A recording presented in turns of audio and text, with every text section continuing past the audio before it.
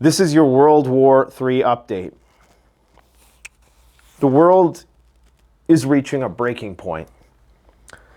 And maybe I am too. All I gotta say, guys, is buckle up, because tonight's episode is gonna be a wild ride.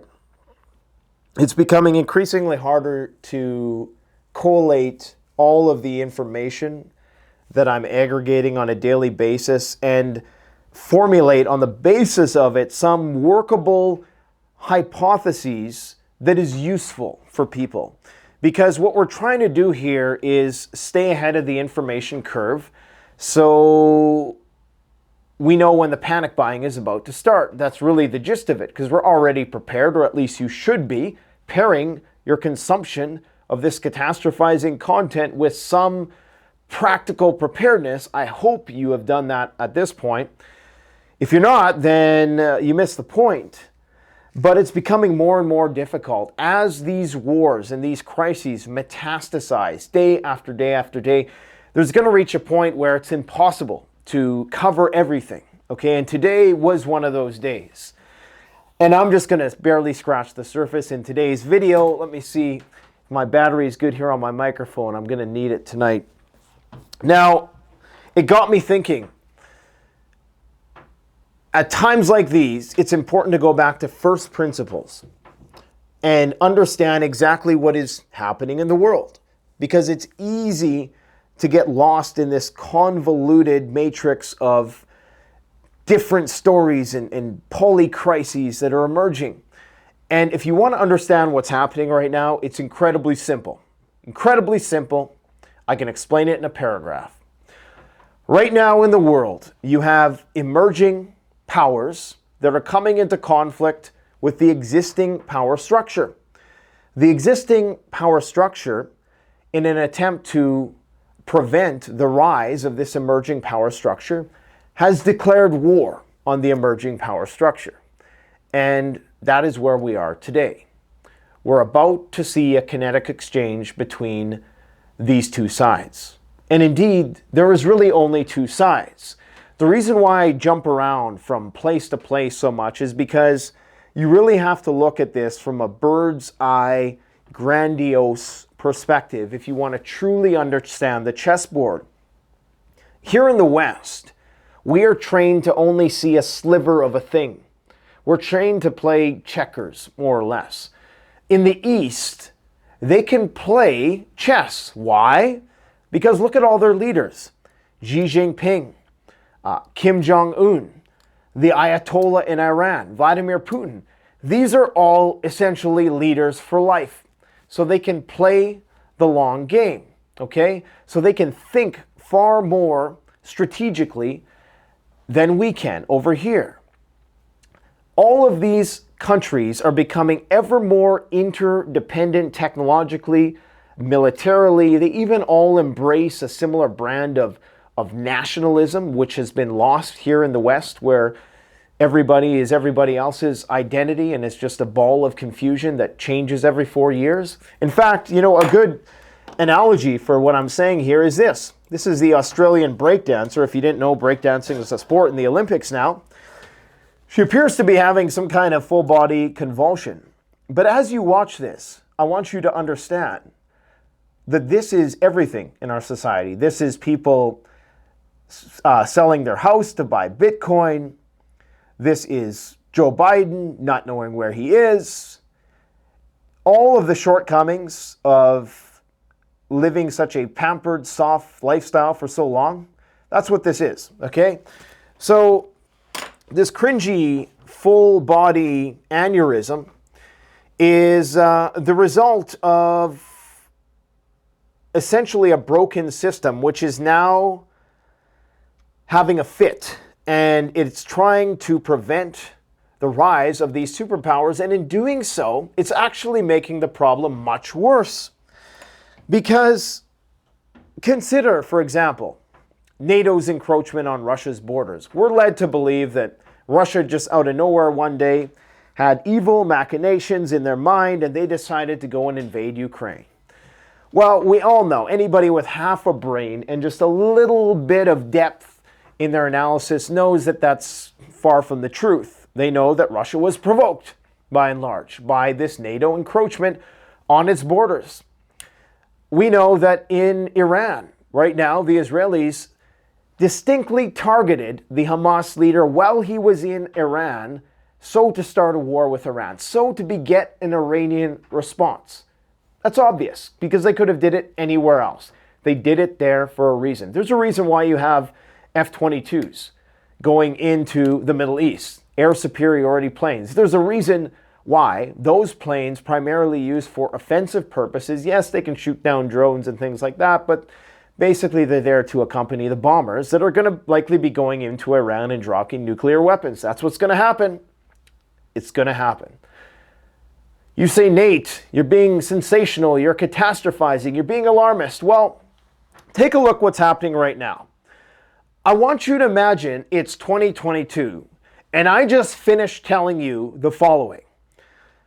Ukraine, armed with F-16s, Leopard German tanks, American ATACMS missiles, are going to be invading Russia, utilizing NATO ISR and possibly command and control. They possibly planned it all with the help of MI6 and whoever else is involved there. They're going to be invading Russia with several brigades of troops and trying to take out the Kursk nuclear power plant. That's exactly where they're heading right now. Imagine I said that in 2022. You'd be like, come on. No way. I mean, this is like Nord Stream era. This is pre-Nord Stream. Most preppers I know would immediately get their family and tell them to go into the bunker. Nowadays, what's going on? This is what's going on. I want you to watch it because this is most of the people you see every day. Intellectually, I mean. Okay? This is what's going on. This is what we're doing. We're not investing in civil defense infrastructure. These are the people in charge. Okay? This is like the best that we send to the Olympics. Yeah, breakdancing is a new sport. But, well, the breakdancers they have there are actually really good, except from Australia, who, of course, has been systematically, mentally neutered by their government. So today, Sabrina Singh, the Pentagon spokesperson, decided to try to convince reporters that the United States is perfectly fine with Ukrainians, who the Russians view as Banderite neo-Nazis, invading their country using American weapons, American mercenaries. We have it on film. What I'm assuming he's an American because I didn't hear him say A and I didn't hear him apologize in the video. I can't show you the video or this video will be flagged by YouTube. And that's all part of the scheme too, right? You can't show what's really going on. What's really going on. You can't show that. She wants us to believe that the Russians are totally fine with what I just told you, an American soldier caught on film going from house to house using American weapons. Oh, but he's got a Ukrainian blue strip. And I mean, even that is kind of symbolic, right? NATO, right? So NATO is invading Russia. And thank God that Vladimir Putin has the strategic forbearance. Thank God he's an authoritarian leader. I want you to think about this. Because if he wasn't able to think so far ahead, he probably would have pushed that button a long time ago. What he is banking on is that this incursion into Kursk is going to fail and that it is essentially exactly what happened, to the Germans. Was it the Battle of the Bulge? Was it that one where, it was like their last Hail Mary attempt at turning the tide of the war that failed, but they failed miserably because they didn't have the reserves? Started off okay, but then, they eventually lost. So he knows that's what this is. And again, I've been saying this since the start, and I'm no Russia bro. Trust me. The Russia bros despise me when I call them out on their cope about this situation and many other situations along the Russian front. They despise it. But indeed, Vladimir Putin has been playing chess ever since the beginning, but not in the maneuver warfare sort of way that we all thought. He's been playing economic and political chess, building alliances, building soft power with other countries, because he knows ultimately in this war of attrition, where the United States is $35 trillion in debt and all of its vassal states are withering on the vine as well. Europe, of course, now beholden to the Americans once again. Well, of course, perhaps they always have been. Let's face it, American occupying forces have been there since World War II in numerous countries, in Japan as well. So everybody is on the shit list at this point in time, and the authoritarian leaders, as we call them, they're the only ones that can plan ahead. We got to do the 4-year fish out of water flip-flop, the full-body dry heave that we see at the Olympics right now. And at this point in time, there's no sense in me. I got 10 pages of notes. If you think that this is just me and my rhetoric on this channel, everything that I'm telling you is informed by data. I have all the data. I can tell you about all the little events that happen throughout the day, but that's all you need to know. All wars happening right now are one war. Right now, emerging power bloc is challenging the existing power structure, and the existing power structure has no choice but to try to interdict the progress and go to war first. And that's what happened with NATO's encroachment on Russia's borders. That's what's happening in the Middle East, where 110% Israel and the United States are about to go to war with Iran and its proxies, because Iran is getting too powerful. They're getting too powerful, not only in just population, just simple population. Those are the countries that are still having babies. The countries that are still having babies are the ones that we're at war with, with the exception of China. Arguably, they're still having more relative than a lot of the Western countries, right? And were it not for immigration, there'd be no population growth. There'd be population decline in all Western countries, pretty much. So this is problematic. So this is a world war. It's going to get worse. Somebody has to win. Unlike the Cold War, where you had the Soviet Union dissolve, I don't think you're going to see that this time. And that's unfortunate, because that means it has to go kinetic. Day zero is on the horizon. It's just a matter of, can we postpone it long enough? Will the West just collapse? And quite frankly, I just hope that one side collapses so we don't have to go to nuclear war. But there's people out there who won't let it get to that point. They're going to go all the way, because this same hubris that got this individual to believe that they're actually good, this is the same arrogance that is going to compel us to launch a nuclear strike on Iran's nuclear facilities. Iran's nuclear facilities, you say? Yes. What's going to happen? Excuse me. What's going to happen with Iran's nuclear facilities? Well, here's the deal. Iran has about 60 to 70 underground missile cities, they're called. They can launch missiles from these. Some of them are 500 meters under a mountain. Even with the biggest, baddest bunker-busting bomb, even with a nuke, you probably can't penetrate a lot of these places, okay? And I've made the mistake of presuming that that made Iran immune from Western attack. But I forgot how crazy our leaders are. And this is how we gaslight, like the guy who was sodomizing the Gaza POW on camera, right? And the people were rioting to break him out, saying he was justified in doing what he's doing. It's Abu Ghraib all over. Nothing has changed since World War II. Nothing has changed. Human nature is fundamentally the same as it was 10,000 years ago. Now, I made the mistake of assuming that they could not nuke Isfahan because it wouldn't make a difference. Because you can't get deep enough even with a nuke. But what you can do Well, you probably can make a massive crater that would impede access to that facility for some period of time, and it would likely do whatever those centrifuges do when they get out of control. But what you can do is you can render the region uninhabitable with some kind of nuclear dirty bomb. And I'm concerned that that is the Samson option in this case. Now, Russia has been sending plane load after plane load of something. We don't know what, but they've been sending it to Tehran. Now, is it just empty planes to make it appear as though they're sending something?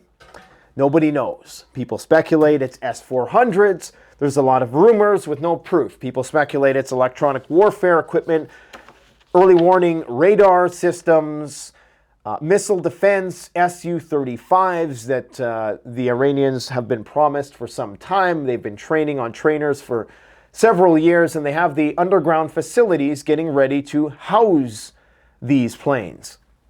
Nobody knows what this is about. But what we do know is that today, Russia issued a notice to airmen not to fly to Israel between 1 o'clock and 7 a.m. every day until August 16th. Why would Russia do this? Why would they be so specific with the cutoff point in their date? Well, I'll tell you why. Shit's going to go down next week, okay? The Russians are acting as somewhat of an intermediary, and probably at the request of Iran. Because even though Iran is saying, we're not going to telegraph this time we mean business, let's get something clear. They understand what it means if they go full on. It means all-out war. If Iran launches a real attack, and not just this pantomime display that we've seen last time, where they notified everybody, they basically said exactly where they're going to shoot. Well, they fell short of doing that, but you get my point.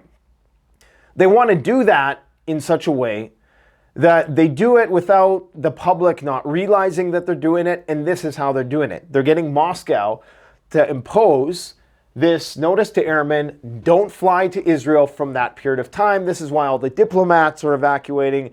This is why all the airlines are suspending flights there, because they know Iran is going to attack probably within the next week. That's what it looks like. I can't see any other reason why Russia would have a cutoff date and such a specific window of time, essentially telling Israel that this is when it's going to happen. Israel probably gets the signal.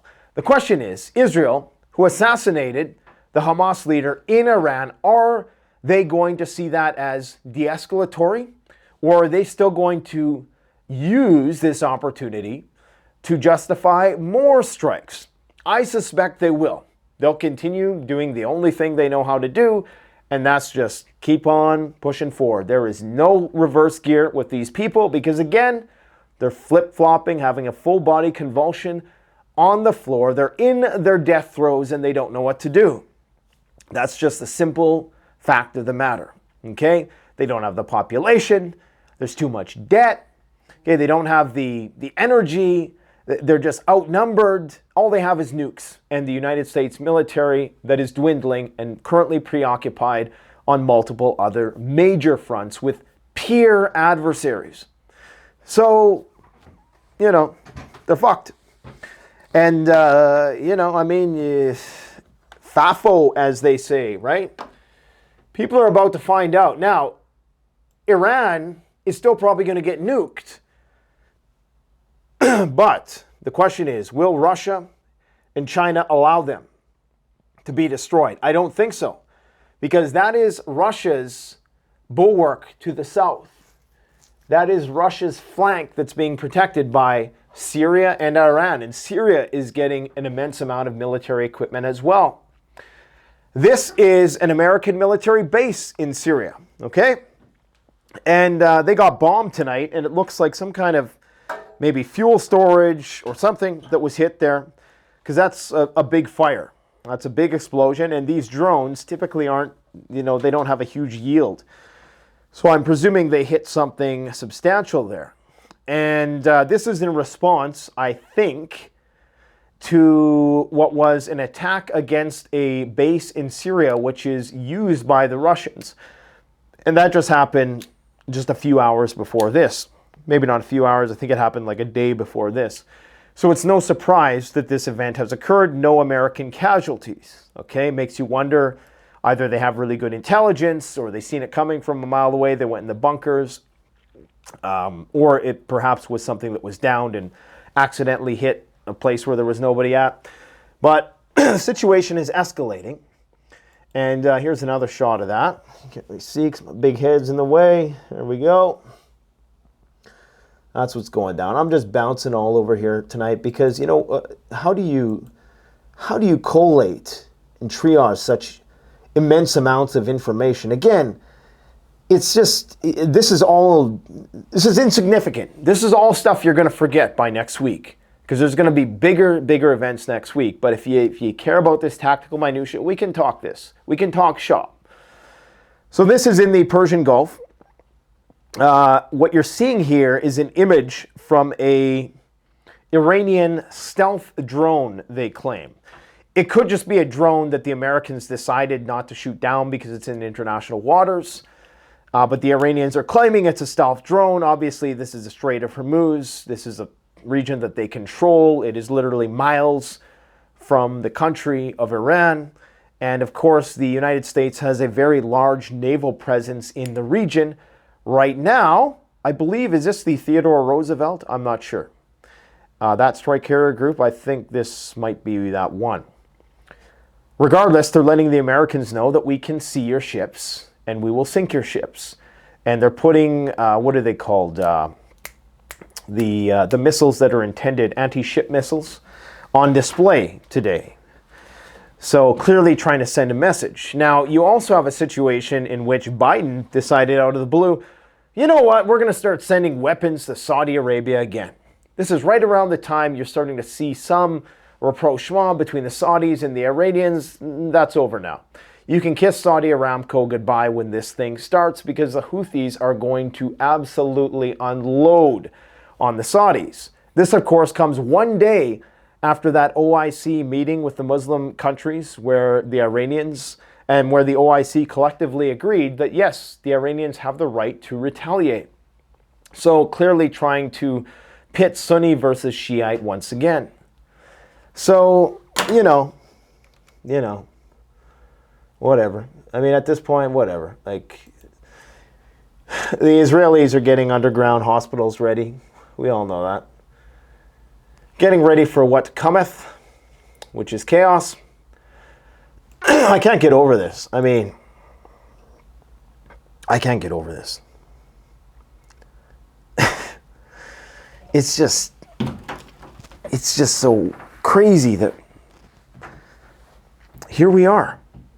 Tactical nukes, not too far from this location, in the final stage of the exercise, while the F-16s are in play, while this shit's going on in the Middle East. There's no coincidences, guys. Something big is about to go down. Something very big is about to go down. It's very dangerous to minimize this. I hear a lot of people. If I was a Russia bro, I would not be minimizing this. I would be in the very least talking about the incompetency of Valery Gerasimov, who is one of Russia's top generals, who oversees the Southern District. I would be calling for the rolling of heads, because the incompetence, the level of incompetence required to not be able to police a gap. Let me see if I have the map here to just put this in perspective, okay? The Russians have such a massive border. Right now, they're in a hot war with, obviously, the entirety of Europe, for the most part. This is all they had to really, just fortify it a little bit. Evgeny Prigozhin said distinctly, he said, World War III is coming, and if you want to have a good seat at the table, if you want to be an officer and not some grunt in the trenches, you better sign up for the Wagner Group or for the Russian military now. He said that before he was exiled or had his plane shot down or whatever. But he also said, look, if we don't do something about this Sumy region, these guys are going to invade us, and we're not going to be defending in and around Kharkov. We're going to be defending in Kursk. He said that. And the lackadaisical Gerasimov said, meh, it's probably nothing. And so the problem is Lithuania, Latvia, Estonia, all of them are currently fortifying their borders big time. And so is Finland. Finland, take a look at this. Estonia begins preparing roads and bridges for NATO military equipment, because you need specialized roads and bridges for these, because these things are so heavy, right? So they're getting all the infrastructure ready to roll in the tanks into Russia. I know people are like, Nate, you're freaking out, you're an alarmist. Go watch cartoons, man. Go watch fucking cartoons. Because you clearly ate into this adulting thing. Finland, you got, I should probably quit damaging this very expensive screen. Finland, American military is now welcome in their military bases, thanks to them becoming a member of NATO. They got bunkers with their F-35s. They're positioning their military along the border. You're seeing more and more reconnaissance activity. Vladimir Putin, I mean, think about being Putin right now. What's going on? Of course, you're going to be worried, but imagine having the restraint to be able to not push that button, because I assure you, if Vladimir Putin gets assassinated, whoever they replace him with will drop the nuke in a heartbeat, because they don't have the strategic foresight that that guy does. Say what you want about him, but he is one smart son of a bitch. And that's not something that can be said for our leaders. That's not to say I'm a fan or anything like that. I'm not a Russia bro. I'm an objectivity bro. Alaudinov is the Chechen commander within the region, the guy who also kind of got caught with his pants down as well with respect to this incursion, is saying that NATO is the one who is supervising this invasion. Now remember, Sabrina Singh, Pentagon spokesperson, saying she doesn't think it's a big deal that American weapons, and probably the F-16s too, because there's nothing saying that they can't use those, American weapons, period, point blank, can be used inside Russia. I'm sure it's fine. I mean, I'm sure it's fine. You know, Banderite, neo-Nazi enthusiasts invading Russia, invading a Soviet nuclear power plant. What could possibly go wrong? I'm sure it's nothing. Let's go back. Let's just, you know, let's just culture ourselves a bit. Yeah. I wonder what Kanye West's girlfriend is wearing or not wearing today. I wonder what Kamala Harris didn't say today. Yeah, it's over. This is the video I can't show you, but it's an American with, I don't know, some kind of rocket launcher doodad going house to house in Russia. And really enthusiastic about taking over parts of Russia. These are Russians fleeing, okay? Fleeing the region, getting a taste of their own medicine. This guy is saying now he's the power behind the throne. I mean, the real power behind the throne by some people's accounts is the MI6. That's who makes sure that Zelensky doesn't get assassinated. But this guy is another guy behind the throne, and he is essentially, you'll always see Zelensky with this guy, which is kind of suspicious in a way. Is he a bodyguard? Is he there to make sure that Zelensky doesn't blink, you know, to say that he's being held hostage? But he is now saying that, you know, just because they've had this incursion, that, we've decided that, you know, no more peace talks, no more, we're not going to be removing any preconditions, and, you know, we're basically back to game on. We're going to see, maybe if they start flooding in brigade, and they start going blitzkrieg, you never know what can happen. Shit can get out of control real fast. Okay? And this guy here, this is a good, it's important for people to realize we are becoming, in our war against supposed authoritarians, we're becoming authoritarian. In the UK, all of these draconian Big Brother Orwellian laws are coming into play around social media. You can't repost something that was deemed illicit material for people to see. You cannot stand at a protest or be in the vicinity or proximity of protesters, or you're going to go to jail. Okay, so what this is a Russian reporter showing the position of convoys of military equipment, which is just stupid, right? Unless the Russians are really trying to make note of where they are, there's a reason why this is illegal in Ukraine.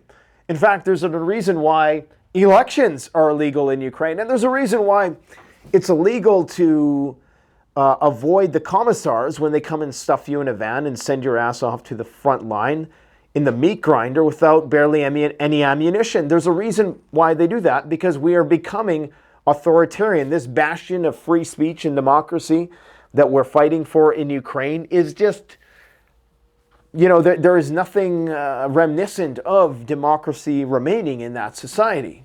And that's, before all the corruption and all that other stuff that is going on there, right? So the reason why I wanted to show you this, and it's not loading, is because it's just the contrast. We view Russia as authoritarians, yet they still have the right, as stupid as it is, and I'm sure this guy's probably in the gulag by now for doing this. He's a reporter showing the position of a Russian convoy and showing landmarks so you can actually see and pinpoint exactly where it is. Now, this makes some people suspicious that perhaps this was a lie-hop situation. That's a let-it-happen-on-purpose type event where the Russians, in some 4D chess genius move, decided to allow the Ukrainians just enough rope to hang themselves with by thinking that they could pull off this Kursk invasion, and they're going to throw everything into it. And before you know it, all the Russians are going to come out of the bushes and encircle this salient in a cauldron. That's what some people think. That's the Russia bro cope. I don't know what's going on. I do know it won't be long now before a nuclear bomb drops. And you know what? It could just happen. It could just happen in Russia. Russia could nuke Ukraine inside Russia. Is that on your bingo card? I want to know if you had that one on your bingo card. This is just, why do I even do this shit anymore? What's the point? We're all screwed. So I mean, we're all screwed in the sense that we're all going to die anyway someday, but we're all screwed in the sense that we're kind of helpless with this situation. But not entirely. You can still prepare, and I think at this point in time, you got to prepare. Just a good rule of thumb to be in the mindset with everything you do henceforth. Just imagine that day zero, that you knew with 100% certainty that day zero would be coming in, let's say 30 days. Live your life as if the world is going to end in 30 days. And again, I don't think nuclear war in its many different variations necessitates the end of the world, not by a long shot. Many people would survive even a full-blown nuclear war. And we're going to be debunking myths about nuclear war in an upcoming video. We already just did one about nuclear winter, but there's many more myths. Okay? It's going to be horrific. It's going to be just nightmarish, but it's still going to be survivable, far more than people think. But at this point in time, when this person is in charge, okay, when this person is running the country, you need to be prepping like the world is going to end in a month. This is the Olympics. This is the Olympics, the best in the world. And Australia, in their infinite wisdom, sent the Easter Bunny, who is on drugs and clearly has some sort of seizure health issue. I don't know what's going on. She's doing like kung fu, like the snake or something. is this a joke? Is she trolling? Oh, yeah. Well, you know, what are you going to do about that? The Ukrainians took over a gas plant, and they're bombing many air bases. No more peace talks. And remember what Vladimir Putin said, guys. Vladimir Putin said this. He said, Westerners supply weapons to Ukraine and say, we don't control anything further here. Westerners supply weapons to Ukraine and say, well, you know, we don't control anything Ukraine does with said weapons. And it doesn't matter how they are used. We can also say we have supplied someone with something, and we do not control anything. Let them think about it. Who's he talking about? Is he talking about some country in the Middle East? Is he just referring to Belarus? North Korea is already taken care of. They already have nukes. You know, China, they're fine. He's got to be talking about either Belarus or some country in the Middle East. Syria, possibly. There's so much, there's a shadow war going on that you think, some people think I'm informed. I have no idea what's going on. And my rule of thumb is if I don't think I'm an idiot a few times a day, then I am an idiot. Because if you think you got it figured out what's going on, there is so much shit going on in the back channels that there's a silent war, a covert war happening. It's probably happening in cyberspace. There's probably all kinds of operations that we're completely oblivious to and insulated from. Iran, for all we know, has dozens of nuclear weapons, and that's the reason why Israel didn't respond in April. Because Israel clearly wants a war. Now, it's time to get into the video. This is, you know, I write all these notes because I like to be organized. But then I get here and it's like, what's the point? According to a well-known journalist in Syria, he is saying, and this guy's typically quite accurate, okay? He is saying that I see that an Iranian military strike on Israel is inevitable and it may exceed its current range of more than 500 missiles and drones.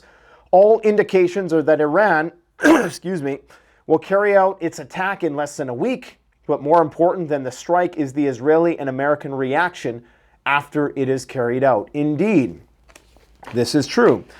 If Iran knows that Israel and America are going to start a war, why not do it now while the American resources within the region are relatively lower than they will be once we mobilize and do the whole brouhaha with, oh no, Iran attacked and they're the bad guys and it was totally unprovoked and all that shit. You might as well do it now because you know it's coming. You know, as Vladimir Putin says, if you know a fight's coming, throw the first punch. According to the Washington Post, they report that Iran's attack could be more sudden, larger in scale, and longer, possibly lasting several days instead of several hours, and could involve a coordinated barrage from the multiple proxies within the region. And if that happens, you're going to see some destruction in Israel, for sure. U.S. CENTCOM is mobilizing within the region. I don't have the specific information about this today, but from what I'm hearing, there's a lot of activity in Cyprus right now as well, which of course is the island across from Lebanon. Lebanon has threatened to fire missiles into Cyprus as well if they allow the Western forces to use it as a staging ground. We talked about the base that was bombed in Syria as a reciprocation to the strike on the Syrian air base that is used by Russian soldiers. And of course, we keep hearing this talk about Israel doing a preemptive strike. And all that is, that's just an insurance policy so that if Iran, or if they get some intelligence that Iran or Lebanon, Hezbollah, I should say, decides not to strike, then they can say, make up some intelligence that says, no, we're sure, we have evidence they're going to attack, we have to do a preemptive strike. Because they want a war. They need a war. Netanyahu needs a war. I mean, that society is all kind of messed up. Okay? And,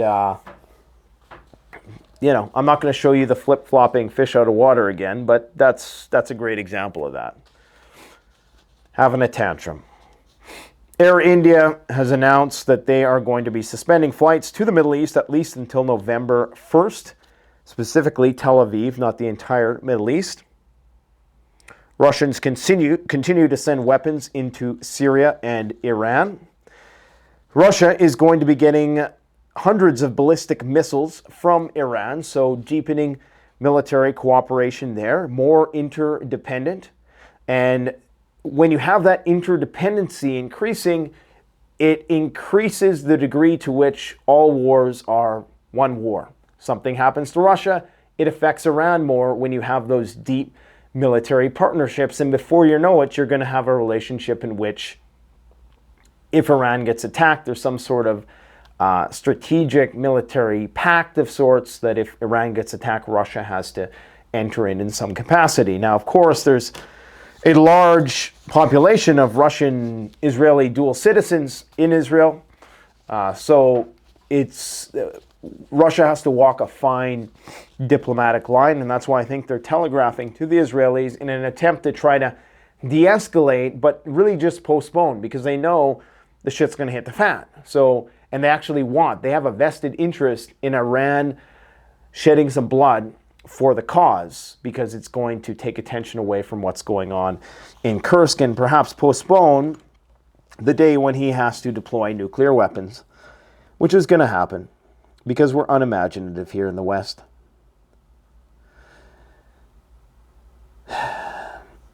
They claim in Iran that there is internal conflict because I think it's a political issue. Okay, so what's going on is Paskian, I can't pronounce his name, demands a moderate approach. This is the new president. Remember when the Iranian president's helicopter just went down and everybody forgot about it like 4 hours later?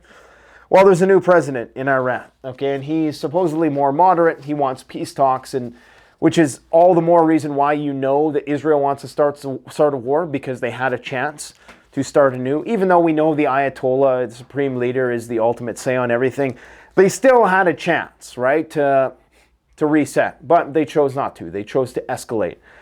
Anyways, he's still pretending as though he is, because I think a lot of his constituents are, you know, very anti-war, at least right now. They're anti-war until Israel gives them a reason to be pro-war, which is coming.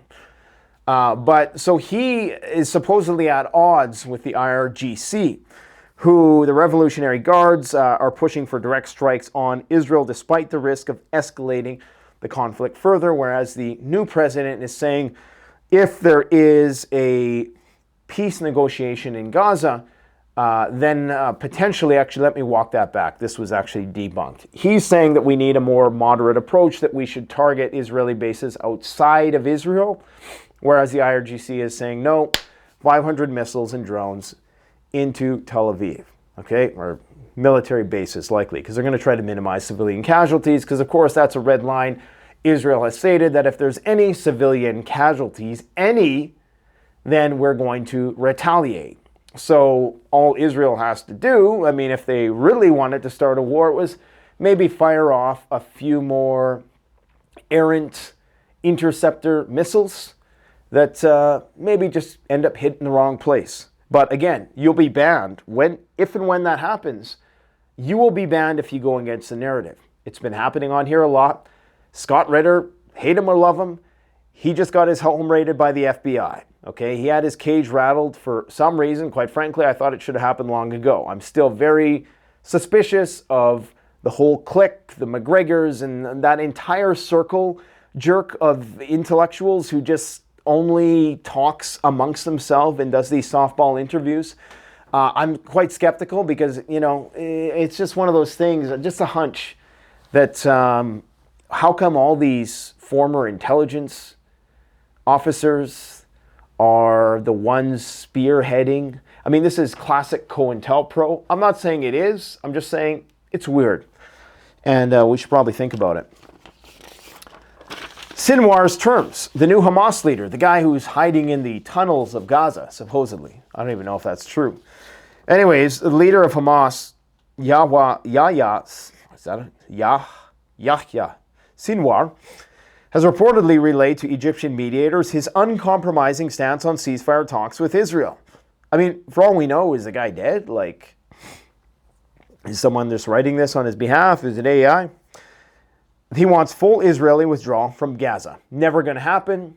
Maybe the Israelis knew this, and this is why they wanted this guy in there, because it ensures that, you know, Netanyahu's going to remain in power, even though Israel's on the brink of a civil war, and despite all of the threats and everybody hiding in the bunkers, there's still protests in the streets against Netanyahu. That's how much they hate him. Release of high-profile Palestinian detainees, very unlikely to ever happen, and if it does, they'll just be scooped up in a dragnet immediately afterwards. No to Palestinian Authority running post-war Gaza. I think I talked about the Iranian nuclear scenario, in which the way that they're going to destroy the Iranian nuclear program is to render the region uninhabitable. Did I talk about that already? I'm losing my mind. I'm Joe Biden. I'm fish out of water up here. But yeah, that's what they're going to do. So it's definitely in the cards. They're going to nuke Iran's nuclear facilities. People saying, you're crazy, man, you're crazy. There's a guy who looks like the sunken eyes. He looks like, I don't know, just some ghoul, like some dead man walking, who was caught on camera sodomizing a Palestinian prisoner. You know, no biggie. He's free. He's at home. He's chilling, right? And they'll drop a nuke on Iran. Absolutely. All they need is just a little bit of justification to do it. You got a guy who got standing ovations, more standing ovations than any other foreign leader. And after everything that has happened thus far, they're going to nuke Iran. That's the only way to render that region uninhabitable, is to make it a radiological wasteland and ensure that there's enough long half-life fissionable materials left in the soil that the only way they can ever access that place again is with full hazmat gear, and still probably come down with acute radiation sickness. So that's what's going on. But the Revolutionary Guard claims that they have it covered. I mean, you got to think, Iran, North Korea, Russia, China, these guys have just spent decades preparing for Armageddon. Who knows what North Korea has? People are always laughing because they're wearing, you know, outfits from the 50s and 60s. But the vast underground networks, the cities, these guys have one task, and that's preparing for nuclear Armageddon. So their engineers perhaps have thought about this. I've talked about on the channel before how if you have an access point to a bunker, for all you know, the tunnels underneath that bunker extend for hundreds of miles in all directions. So even if you do hit the entrance, there could be multiple emergency entrances. And so just taking out the entrance doesn't necessarily mean, but I'm presuming that the US has accumulated enough intelligence that they feel they can deal some kind of death blow to one of these many dozens of underground missile cities that are vast, and they're modern. They're far more modern than the Cold War era stuff. What else do we have to talk about here? Yeah, Saudi Arabia. You know, Saudi Arabia is going to benefit from increased oil prices if a war breaks out, so long as Aramco doesn't get hit, because they're running a pretty high deficit right now, which is rare. So they need the price of oil to go up. So they actually have a vested interest in some regional scale limited war unfolding. According to the former British ambassador to Lebanon, he's told all UK tourists and citizens to get on a plane now, as the Middle East is about to erupt. Israeli Channel 7 website now reports that a delegation of senior U.S. military officials have arrived to Cyprus amid preparations for an attack by Iran and Hezbollah. Yep, it's going down. Oh, and this is an interesting story. broke by Douglas McGregor. Roughly 70 Israeli special forces, along with a number of American mercenaries, were tracked the moment they infiltrated Yemen and were ambushed and killed. Now, I don't think a high-profile individual like that would say something unless it was, at least had some truth to it. But you never know. So going back to the Russian front. And see, this is the thing. You can't just talk about one front without talking about the other. Because all wars are one war. That'd be a great t-shirt. It's a great philosophical comment as well. All wars are one war. Russia will reclaim 200 kilometers of sanitation zone in the Sumy region once they've driven the Ukrainians out of the Kursk region.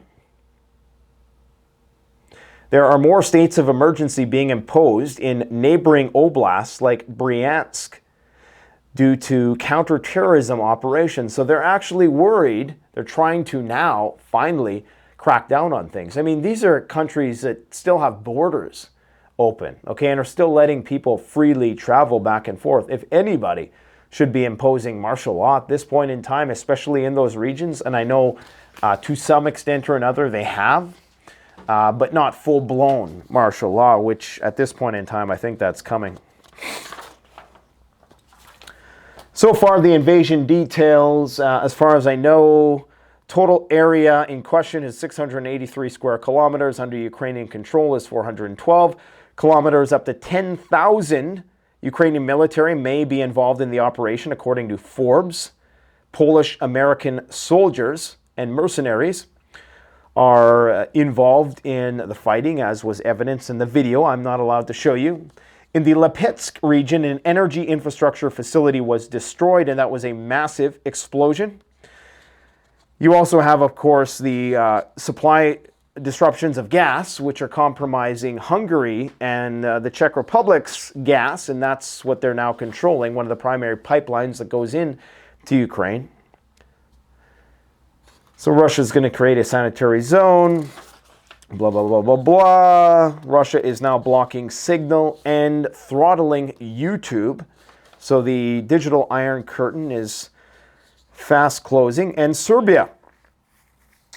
Alexander Vucic, the guy who said shit hit the fan was going to come in 3 months, was he just forecasting his own mortality? Because according to him, according to the Russians' intelligence that he was provided, apparently the West is getting ready to foment a coup in his country and take him out under the guise of some kind of social human rights protest or something like that. So Putin sent him the deets that he was about to be overthrown. Now, is this just disinformation to play Vucic? Who knows? Who knows, man? It's tangled web we weave. Oh, avoid the Olympics. The CIA is urging citizens to avoid the closing ceremony due to a terror threat.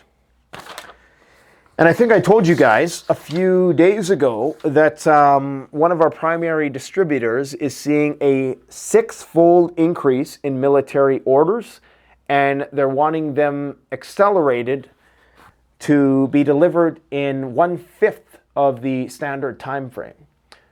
Just record amounts of last-minute preparations, right? These people have no idea what they're doing. Due to popular demand, we've brought shirts into the website. These are high quality. It took me a long time to find a high quality Canadian-made distributor for shirts. And these are trademark Canadian Prepper shirts. They have our logo in the back. It's a very nice feeling shirt. You guys probably know I always wore those CCFR, Canadian Coalition for Firearms Rights shirts. Well, I contacted the company that makes their shirts because it's not just because I'm promoting the company. They don't pay me a dime. It's because I'm lazy and they send me shirts all the time, and the shirts are really comfortable. They're nice and form-fitting. They're like a cotton, but it's also infused with some other material that makes it flexible a little bit, not like an elastic, but they're just really awesome shirts, okay? And you can get them in a variety of different colors. We're keeping our designs very minimalist at this point. So we have a few different designs. One for, if you're a person who's more like an outdoorsy person and you're not trying to scream, I'm a prepper, survival mode with a select set of icons. We have our Rambo knife, we have our compass and our tent. We have our Canadian preparedness logo on the side. We didn't want it to be like, hey, go buy stuff at CanadianPreparedness.com or Canadian Prepper. It's a good conversation starter, which is what we wanted it to be. Right now we have 3 types, but we're going to be releasing many like custom icons with different types of icons. This one's Nobody Panic, so it's kind of more middle of the road. You have your rope, you have your first aid equipment, and you have your folding knife. And then for the hardcores amongst us, we have Prepared as Fuck. Right, so this is some of the female versions. There's a few different colors. Chili red, probably be quite popular with the ladies. Army green, desert tans, things like that. And Prepared AF, so this is the, the top tier prepper. At the same time, I wanted to make shirts that I myself would be comfortable wearing with, that would be good conversation starters, but not scream, I'm a crazy person, to be avoided at all costs. Although that can be useful in some situations. We also have sweaters, and the sweaters are really good, thick quality as well.